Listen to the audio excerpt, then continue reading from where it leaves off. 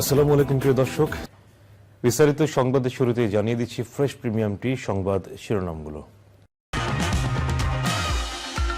সফল সংবাদ চ্যানেলে সবাইকে স্বাগত জানিয়ে শুরু করছি দেশের সংবাদ, জনগণের সংবাদ।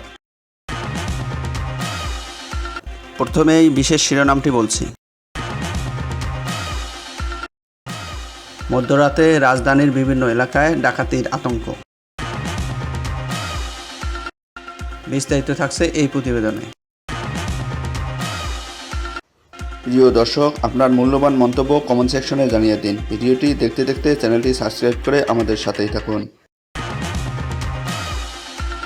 পুলিশের অনুপস্থিতির সুযোগে গত 2 রাত ধরে রাজধানীর বিভিন্ন এলাকায় ডাকাতির খবর পাওয়া যাচ্ছে।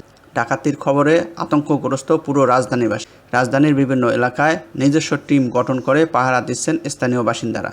প্রয়োজনে সেনাবাহিনীকেও খবর দেওয়া হচ্ছে। বুধবার 7 অগাস্ট দিনগত রাত 12:30 থেকে রাজধানীর মোহাম্মদপুর, নবোদয় হাউজিং, বাসিলা, মানিকদি, কালশি, ইসিবি চত্বর, ধানমন্ডি ও উত্তরা এলাকায় ডাকাতির খবর পাওয়া যায়। এসব এলাকায় মসজিদে মাইকিং হচ্ছে, সবাইকে সতর্ক করা হচ্ছে।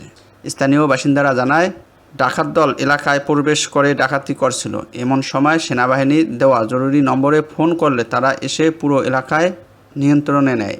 এরপর বেশ কয়েকজন ডাকাত চক্রের সদস্যকে আটক করে সেনাবাহিনী। এরই মধ্যে বেশ কিছু ডাকাতির ভিডিও সামাজিক যোগাযোগ মাধ্যমে ছড়িয়ে পড়েছে। সেখানে দেখা যায় ডাকাত দলের সদস্যদের ধরে বেঁধে রেখেছে এলাকাবাসী। ইসিবি চত্বরে 2 জনকে ও মোহাম্মদদের বসিলায় কয়েকজনকে গণপিটুনি দিয়ে বেঁধে রেখেছে এলাকাবাসী। বসিলার বাসিন্দা অনির্বাণ বিশ্বাস জানান, রাত 12:15টার দিক লুটপাট করতে বিভিন্ন দিক থেকে এলাকায় ঢোকে ডাকাতরা। এই সময় এলাকাবাসী লাঠি হাতে রাস্তায় নেমে আসে। মসজিদ থেকে মাইকিং করে সতর্ক করা হয়।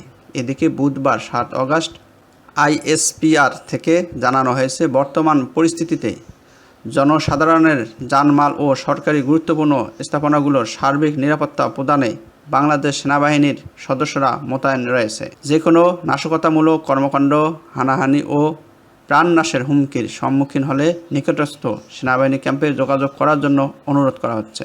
পরবর্তী সংবাদ দেখার আমন্ত্রণ জানিয়ে শেষ করছি। আল্লাহ হাফেজ।